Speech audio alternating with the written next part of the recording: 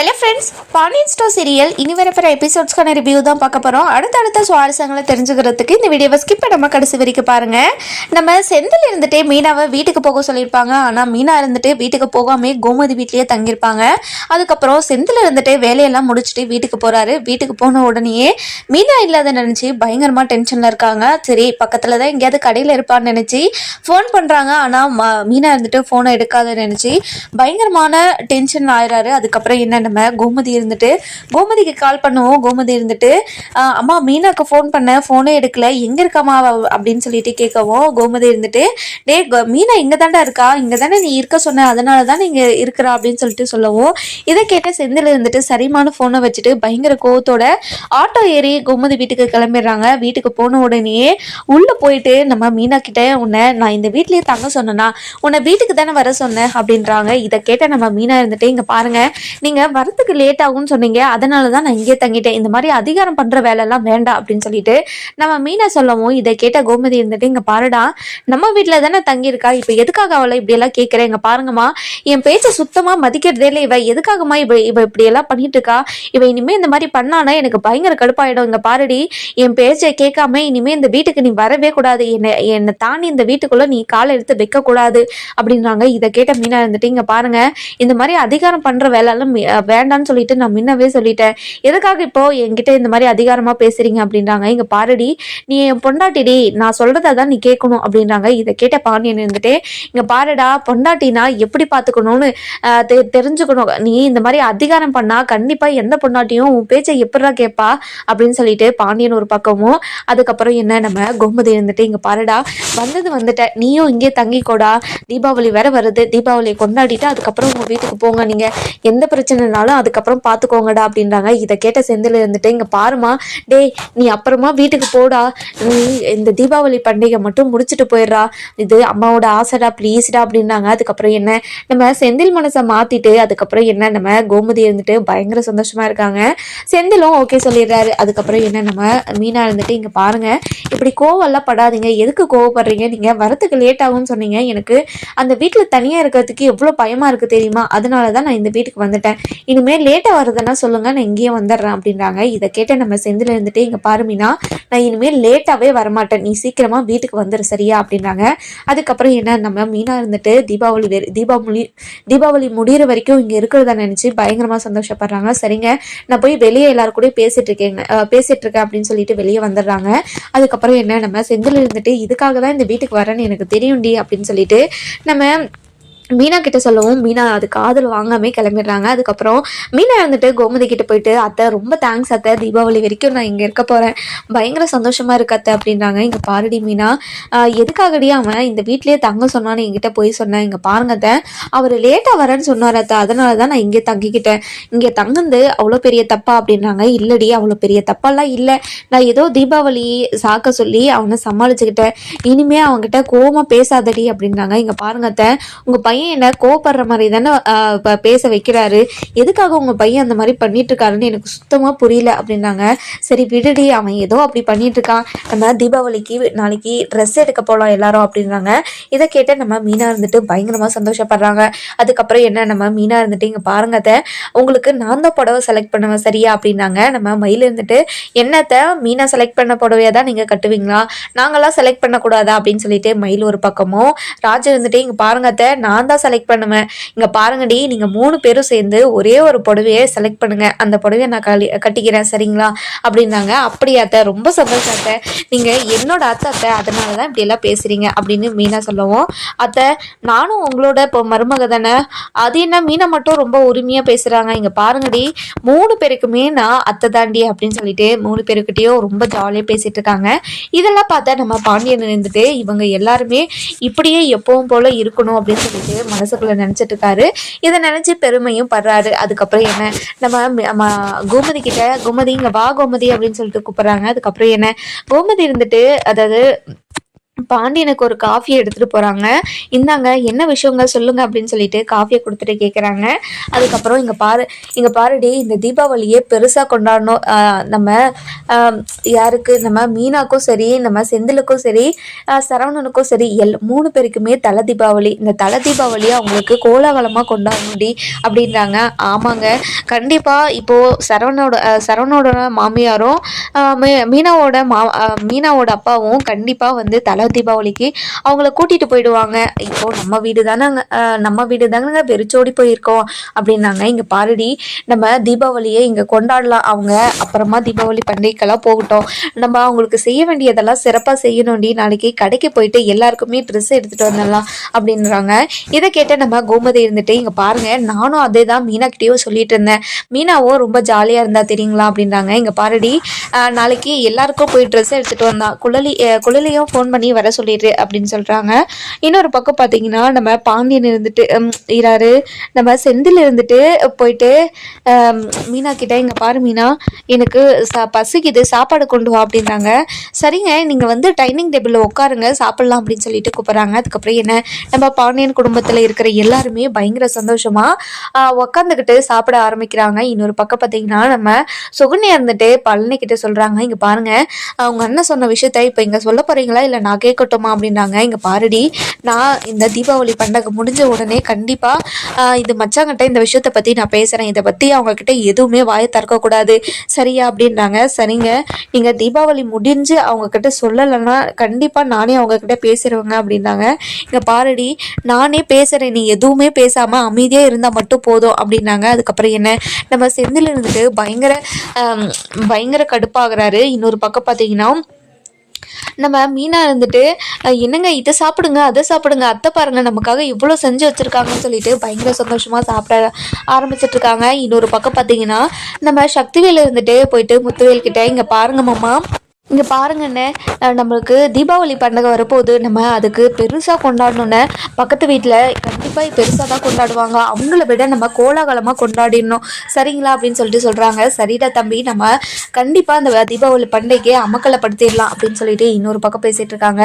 அதுக்கப்புறம் என்ன, நம்ம சக்திவேலும் முத்துவேலும் கீழே வராங்க. கீழே வந்த உடனே வடிவு மாறி அப்படின்னு சொல்லிட்டு ரெண்டு புருஷங்களும் கூப்பிட்றாங்க. கூப்பிட்ட உடனே 2 பேருமே கிச்சனில் தான் இருக்காங்க. 2 பேருமே வந்துட்டாங்க.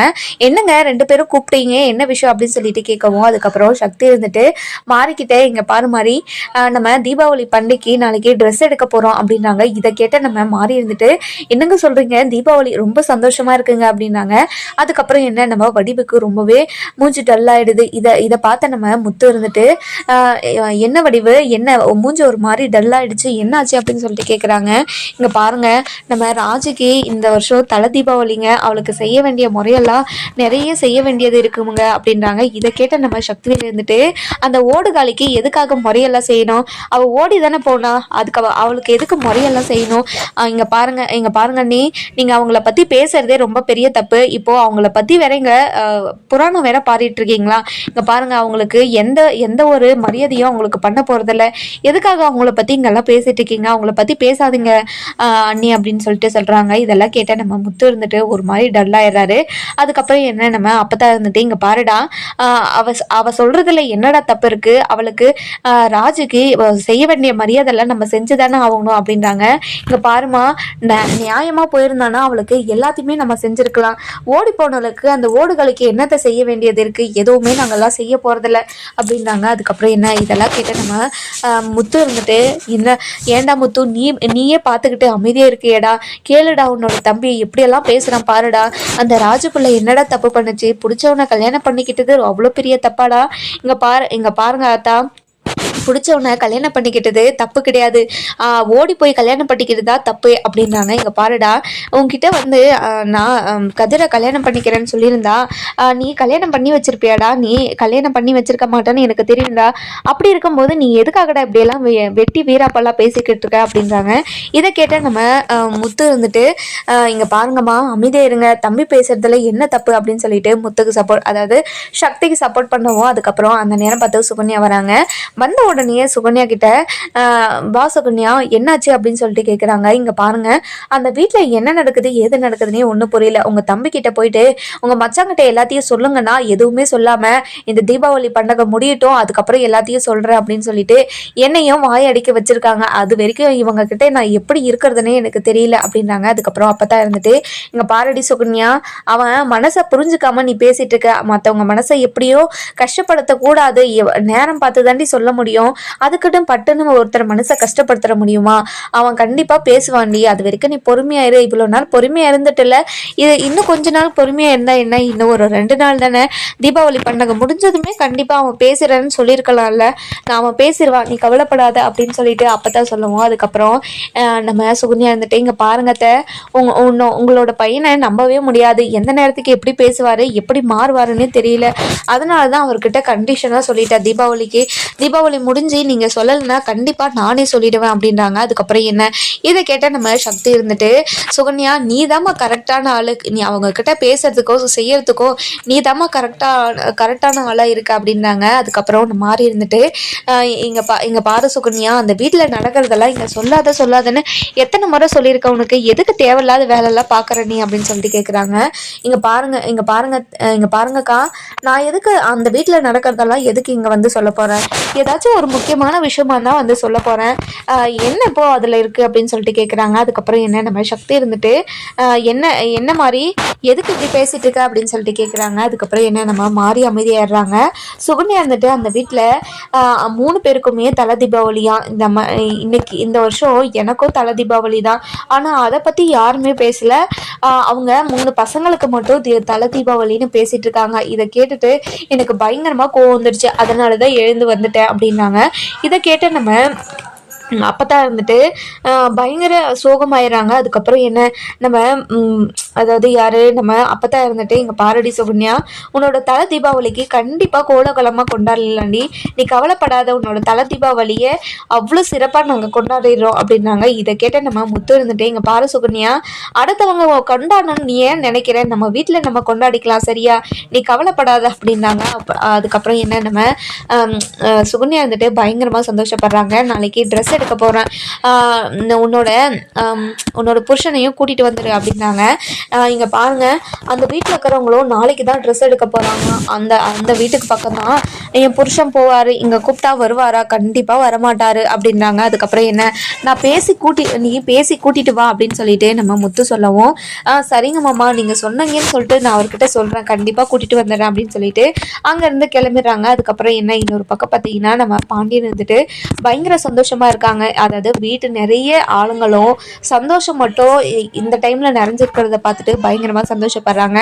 இன்னொரு பக்கம் பார்த்தீங்கன்னா நம்ம மயில இருந்துட்டு சரவணன் கிட்டே இங்க பாருங்க மாமா இந்த வருஷம் நம்மளுக்கு தலை தீபாவளி மாமா அப்படின்றாங்க. இதை கேட்ட நம்ம சரவணனுக்கு பயங்கரமா கடுப்பாயிருது. இங்க பாரடி தலை தீபாவளி கொண்டாடுற அளவுக்கு நம்மளுக்கு எனக்கு அவ்வளோ பெரிய சந்தோஷமாலாம் இல்லடி, உன்னை கல்யாணம் பண்ணதை நினைச்சாவே எனக்கு அருவெறுப்பா இருக்கு, இதுல தலை தீபாவளி வேற கொண்டாடணுமா அப்படின்னு சொல்லிட்டு கேட்குறாங்க. என்ன மாமா இப்படி எல்லாம் பேசுறீங்க, மாமா நம்ம அப்பாவும் அம்மாவும் வந்து கூப்பிடுவாங்க, நம்ம தலை தீபாவளிக்கு எங்க வீட்டுக்கு தாங்க போகணும், இங்க பாரடி உனக்கு போகணும்னா போய்க்கோ வேணாம்னா நின்றுக்கோ, என்னெல்லாம் கூப்பிடாத, நான் வருவன் மட்டும் கண்ணவளை கூட நினைச்சு பார்க்காத சரியா அப்படின்னாங்க. இங்க பாருங்க மாமா நான் இப்படிதான் சொன்னீங்கன்னு சொல்லிட்டு நான் போயிட்டு மாமா கிட்ட சொல்லிடுவேன் அப்படின்னாங்க. இங்க பாரடி நீ யார்கிட்ட வேணாலும் சொல்லிக்கோ எங்க வேணாலும் சொல்லிக்கோ, ஆனா நான் இந்த தீபாவளி பண்டிகைக்கு வரத ஐடியாவே இல்லை அப்படின்னாங்க. இதை கேட்ட நம்ம மயில இருந்துட்டு ஒரு மாதிரி ஃபீலிங்கா அழுக ஆரம்பிச்சிடறாங்க. இன்னொரு பக்கம் பார்த்தீங்கன்னா நம்ம ராஜு இருந்துட்டு கதிர்கிட்ட இங்க பாருங்க தலை தீபாவளிக்கு எல்லாருமே அம்மா வீட்டுக்கு தான் போவாங்க, ஆனா எனக்கு அந்த கொடுப்பனை இல்லையேங்க அப்படின்னு சொல்லிட்டு வருத்தப்பட்டு இருக்காங்க. இங்க பாரு ராஜி, கண்டிப்பா உங்க அப்பாவும் உங்க அம்மாவும் அதாவது உன்னை புரிஞ்சுக்கிட்டு சீக்கிரமா உங்ககிட்ட வருவாங்க, கண்டிப்பா கவலைப்படாத அப்படின்னு சொல்லிட்டு கதிர் இருந்துட்டு ராஜுக்கு ஆறுதல் சொல்லிட்டு இருக்காங்க. இன்னொரு பக்கம் பார்த்தீங்கன்னா நம்ம மீனாவும் ராஜு அதாவது செந்திலும் பயங்கர சந்தோஷமா இருக்காங்க. இங்க பாருங்க நீங்க இந்த தீபாவளிக்கு இங்கவே இருக்கணும்னு சொன்னது எனக்கு ரொம்ப சந்தோஷமா இருக்குதுங்க அப்படின்னாங்க. இங்க பாரு இங்க பாரு மீனா, நான் அம்மாக்காக மட்டும்தான் இங்க இருக்கிறத ஒத்துக்கிட்டேனே தவிர உனக்காக எல்லாம் கிடையாது. இங்கே பாரு தீபாவளி முடிஞ்ச அடுத்த நிமிஷமே நம்ம வீட்டுக்கு கிளம்புறோம் சரியா அப்படின்னாங்க. இங்கே பாருங்க உங்கள் அலப்பறைக்கு ரொம்ப ரொம்ப ரொம்ப ரொம்ப திமிரு ஏறிடுச்சுங்க, எதுக்காக இப்படி பண்ணுறீங்கன்னே தெரியல அப்படின்னு சொல்லிட்டு பயங்கர கோவமாக இருக்காங்க. அதுக்கப்புறம் என்ன நம்ம மீனா இருந்துட்டு இங்கே பாருங்கள் உங்ககிட்ட பேசினா எனக்கு பயங்கர கோவமாக ஆகுது, அதனால நான் தூங்குறேன் அப்படின்னு சொல்லிட்டு தூங்கிடுறாங்க. அதுக்கப்புறம் என்ன எல்லாருமே தூங்கிடுறாங்க. அடுத்த நாள் காலையில் நம்ம அரசு இருந்துட்டு பயங்கர சந்தோஷமாக எழுதுறாங்க. எழுந்த உடனே நம்ம கோமதி கிட்டே இங்கே பாருங்கம்மா எனக்கு பிடிச்ச ட்ரெஸ் எல்லாம் நான் எத்தனை வேணாலும் எடுத்துப்பேன், நீ என்ன கேள்வி கேட்கவே கூடாது அப்படின்னாங்க. இங்கே பாரு அரசி, உனக்கு என்னெல்லாம் தோணுதோ எந்த ட்ரெஸ் எல்லாம் எடுக்க தோணுதோ எல்லாத்தையுமே எடுத்துக்கோமா, அப்பா உனக்கு வாங்கி கொடுப்பாரு சரியா அப்படின்னாங்க. சரிங்கம்மா அப்படின்னு சொல்லிட்டு சந்தோஷமாக பேசிட்டு இருக்காங்க. அதுக்கப்புறம் மீனா இருந்துட்டு ரெடி ஆகிட்டு ராஜு ரூமுக்கு போகிறாங்க. ராஜுமா எனக்கு இந்த ட்ரெஸ்ஸு நல்லா இருக்கா இல்லை வேற ஏதாச்சும் மாற்றிக்கிட்டுமா அப்படின்னு சொல்லிட்டு கேட்குறாங்க.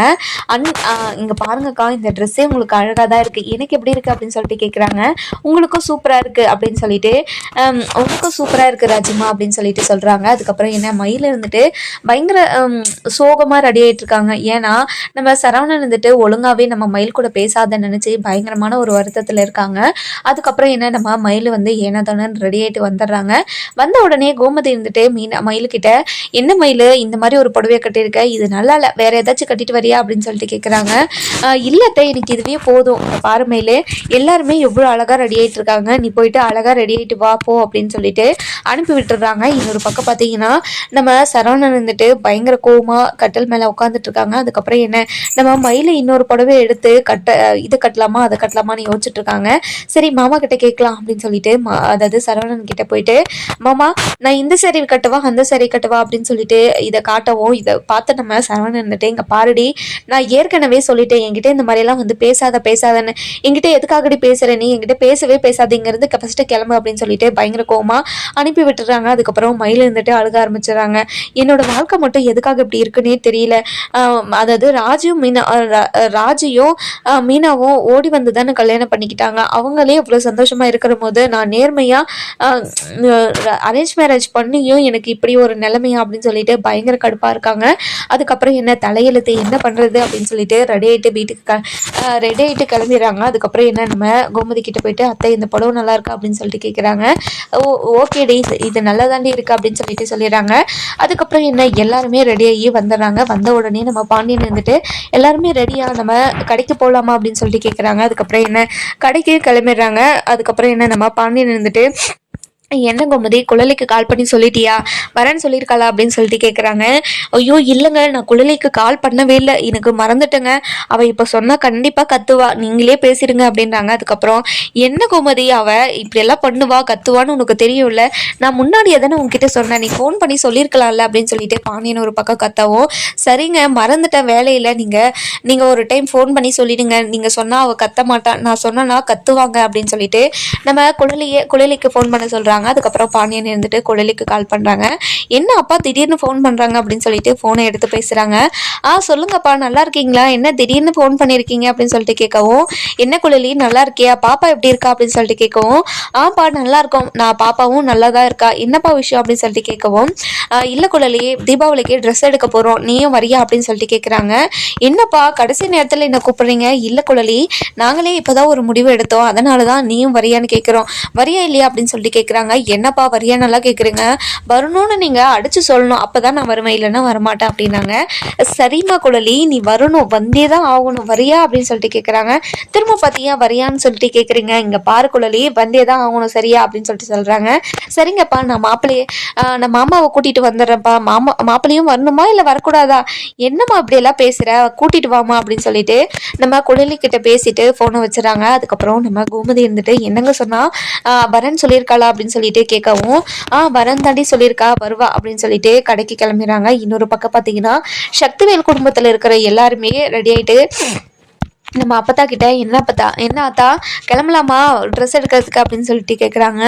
என்னடா நான்லாம் வரலடா, நீங்களே போயிட்டு ஏதோ ஒன்று எடுத்துகிட்டு வாங்கடா அப்படின்னாங்க. இங்கே பாருங்க அத்தா நீங்கள் வாங்க உங்களுக்கு பிடிச்சதே எடுத்துக்கலாம் அப்படின்னாங்க. அதுக்கப்புறம் குமார் இருந்துட்டு என்ன அப்பத்தா நீங்கள் வாங்க உங்களுக்கு பிடிச்ச சரியா நான் எடுத்து தரேன், அதுவும் உங்களுக்கு ஒவ்வொன்றா பார்த்து நான் செலக்ட் பண்ணுறேன் வாங்க அப்படின்னு சொல்லிட்டு குமார் ஒரு பக்கம் கூப்பிடுவோம்.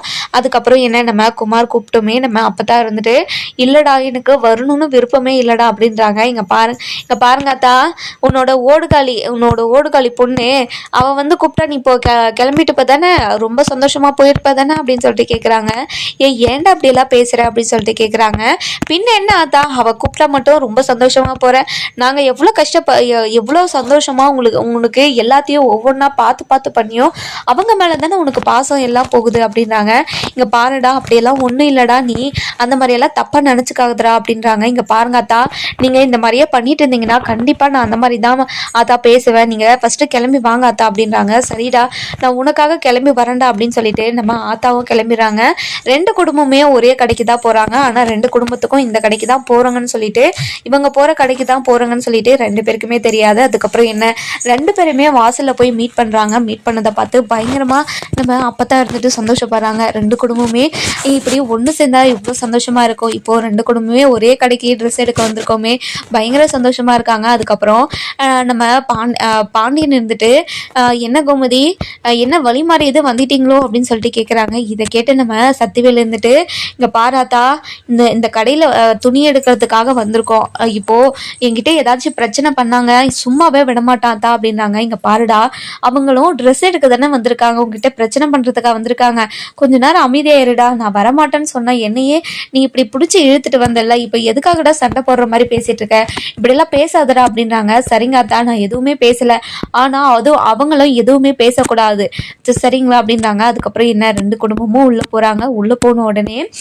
ட்ரெஸ்ஸஸ் எல்லாம் ஒவ்வொரு கவுண்டர்லேயும் போய் பார்த்துட்டு இருக்காங்க.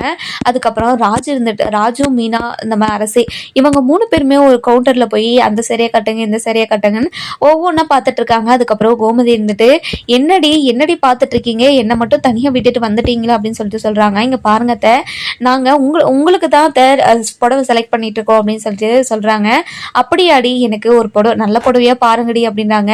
அதுக்கப்புறம் அத்தை, அந்த புடவை நல்லா இருக்குமா உங்களுக்கு, இந்த புடவையை வச்சு பாருங்க அப்போதான் நல்லாயிருக்கும், இந்த புடவை அரசி, இந்த புடவை அத்தைக்கு சூப்பராக இருக்குல்ல, ஆமாம்மா இந்த புடவை உங்களுக்கு சூப்பராக இருக்குது, இந்த புடவையை எடுத்துக்கோங்கம்மா அப்படின்னு சொல்லிட்டு அரசி ஒரு பக்கம் சொல்லுவோம்.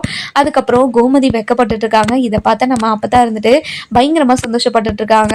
என்னோட பொண்ணு எவ்வளோ சந்தோஷமா இருக்கா, இவ்வளோ பெரிய குடும்பத்தில் நம்மளும் போயிட்டு நம்ம சந்தோஷத்தை, நம்மளை பேத்தி பேரனுங்களை சந்தோஷமா பார்த்து கொஞ்சணும் போல ஆசையா இருக்கு, ஆனால் அதுக்கு தான் வழி இல்லாமல் போயிடுச்சு, தூரத்தில் நின்று பார்க்குற குடுப்பனையாச்சும் கிடைச்சிதே அப்படின்னு சொல்லிட்டு பார்த்துட்டு இருக்காங்க. அதுக்கப்புறம் மாறி இருந்துட்டு வடிக்கிட்ட, அத்தை இங்கே பாருங்கக்கா, இது ராஜி அங்கே இருக்க பாருக்கா, அப்படியே எவ்வளோ சந்தோஷமாக பேசி சிரிச்சுக்கிட்டே இருக்காங்க பாருக்கா, உங்களோட பொண்ணு எவ்வளோ சந்தோஷமாக இருக்கான்னு பாருக்கா அப்படின்னு சொல்லிட்டு காட்டுறாங்க. அதுக்கப்புறம் வடிவு இருந்துட்டு ரொம்பவே எமோஷ்னலாக ராஜியவே பார்த்துட்டு இருக்காங்க. இதை பார்த்த சக்தி இருந்துட்டு, என்ன நடக்குதாங்க அப்படின்னு சொல்லிட்டு கேட்குறாங்க. இங்கே பாருங்க, இங்கே எதுவும் நடக்கலை, இங்கே ஆடு மாடு கூட இல்லை நடக்கிறதுக்கு, என்ன நடக்குதுன்னு கேட்குறீங்க நீங்கள் அப்படின்னு சொல்லிட்டு கேட்குறாங்க. இங்கே பாருடி, உனக்கு வர வர கிண்டல் அதிகமாக போயிடுச்சு, உனக்கு ஒரு நாள் இருடி அப்படின்னு சொல்லிட்டு சொல்றாங்க. அதுக்கப்புறம் என்ன, எல்லாருமே ட்ரெஸ்ஸை எடுத்துட்டு வந்து பில்லும் போட்டுடுறாங்க. அதுக்கப்புறம் என்ன, பில் போட்டுட்டு வீட்டுக்கும் கிளம்பிடுறாங்க. அதுக்கப்புறம் இன்னொரு பக்கம் பார்த்தீங்கன்னா நம்ம குமார் இருந்துட்டு அரசிக்கிட்ட பேசுறதுக்கு ட்ரை பண்ணிட்டே இருக்காரு. நம்ம அரசி இருந்துட்டு அதை வந்து கண்டுக்கவே மாட்டாங்க. தான் வேலை உண்டு தான் உண்டுன்னு சொல்லிட்டு எல்லா வேலையுமே பார்த்துக்கிட்டு அவங்க பாட்டுக்கு வீட்டுக்கு கிளம்பிடுறாங்க. அதுக்கப்புறம் நம்ம குமாருக்கு இருந்துட்டு எப்படியாவது அரசியை வந்து நம்ம பக்கம் இழுத்துடணும், அவளை கல்யாணம் பண்ணிக்கணும்னு நினைச்சுக்கிட்டே இருக்காரு. ஆனா அது மட்டும் நடக்காதுன்னு அவருக்கு தெரியவே மாட்டேங்குது. இன்னொரு பக்கம் பார்த்தீங்கன்னா எல்லாருமே வீட்டுக்கு போயிட்ட உடனே நம்ம மீனா இருந்துட்டு பயங்கர சந்தோஷமா, அத்தை இன்னைக்கு ரொம்ப சந்தோஷமா இருந்தா அத்தை, நான் கடையில இருந்த புடவை எல்லாமே பார்த்து ரொம்ப சந்தோஷமா இருந்துச்சு, அரசியோட ட்ரெஸ் சூப்பரா இருக்கு, அக்கா அண்ணி உங்க ட்ரெஸ்ஸும் தான் சூப்பரா இருக்கு, நீங்க எடுத்தது தான் எனக்கும் ரொம்ப பிடிச்சது தெரியுங்களா, சரிம்மா அரசிமா நீ அதை கட்டிக்கிறியா, நான் உன்னோடதை எடுத்துக்கிட்டுமா அப்படின்னு சொல்லிட்டு கேட்குறாங்க. இங்க பாருங்க, நீ உங்களுக்கு எடுத்தது உங்களுக்கு, எனக்கு எடுத்தது எனக்கு, சரிங்களா அப்படின்னு சொல்லிட்டே கேட்கவும் அதுக்கப்புறம் என்ன, நம்ம ரொம்ப பேசி சிரிச்சுக்கிட்டே இருக்காங்க, ரொம்பவே ஜாலியாக இருக்காங்க. அதுக்கப்புறம் நம்ம கோமதி இருந்துட்டு நாளைக்கு செய்ய வேண்டிய பலகாரம் எல்லாத்தையும் இன்னைக்கு நைட்டே நம்ம செஞ்சு வச்சிருவோம், அப்படி செஞ்சு வச்சாதான் நாளைக்கு நம்ம கொஞ்சம் ஃப்ரீயாக ஜாலியாக இருக்க முடியும் அப்படின்னாங்க. அதுக்கப்புறம் என்ன, அதிரசம் முறுக்கு தட்டை அப்படின்னு சொல்லிட்டு நிறைய ஐட்டத்துக்கு ரெடி பண்ணிட்டு இருக்காங்க. அதுக்கப்புறம் என்ன, நம்ம அரசியிலேருந்து மீனா மீனா, ராஜி, அதுக்கப்புறம் மயிலு எல்லாருமே உட்காந்து அழகாக வேலை பார்த்துட்டு இருக்காங்க. எல்லாத்தையுமே சுட்டு முடிக்கவும் டைமு 1 மணி ஆயிடுது. அடுத்த நாள் காலையில் எல்லாருமே சீக்கிரமாக எழுந்து குளிச்சு புது ட்ரெஸ் எல்லாம் போட்டு செம்ம ஜாலியாக இருக்காங்க. வெடியாக நம்ம கதிர் இருந்துட்டு போயிட்டு வெடிச்சிட்டு வராரு. அதுக்கப்புறம் என்ன, எல்லாருமே பக்கத்து வீட்டில் இருக்கிற எல்லாருமே அந்த பட்டாசு சத்தத்தை கேட்டு தான் எழுறாங்க. அதுக்கப்புறம் என்ன, அவங்க எழுந்ததுக்கு அப்புறம் தான் இந்த பலகாரத்தையே செய்ய ஆரம்பிக்கணும். அதுக்கப்புறம் அந்த வேலையெல்லாம் அவங்க ஸ்டார்ட் பண்ணிட்டு இருக்காங்க. இந்த பக்கம் பார்த்தீங்கன்னா ரொம்பவே சந்தோஷமா பட்டாசெல்லாம் வெடிச்சிட்டு அவ்வளோ ஜாலியாக இருக்காங்க. அதுக்கப்புறம் என்ன, நம்ம பாண்டியன் இருந்துட்டு போயிட்டு ஆட்டுக்கறி எல்லாம் எடுத்துட்டு வந்து சமைச்சு கோலாகலமாக இந்த தீபாவளி பண்டிகையை கொண்டாடணும்னு நினச்சிட்டு இருக்காங்க. அதுக்கப்புறம் என்ன, எல்லாமே எடுத்துகிட்டு சமைச்சிட்டோம். அதாவது ரொம்ப நிறைய வெரைட்டியாக சமைச்சிட்ருக்காங்க. அதுக்கப்புறம் நைட் ஆகிடுதுமே பட்டாசு அது இதுன்னு பயங்கரமாக சந்தோஷமாக இருக்காங்க. இந்த சந்தோஷம் எந்த அளவுக்கு நீடிக்கும்னு சொல்லிட்டு நம்ம வர எபிசோடில் தான் பார்க்குவோம். இந்த வீடியோ உங்களுக்கு பிடிச்சிருந்தா லைக் பண்ணுங்கள், சப்ஸ்கிரைப் பண்ணுங்கள், மறக்காமல் பெல் ஐகானையும் கிளிக் பண்ணிக்கோங்க.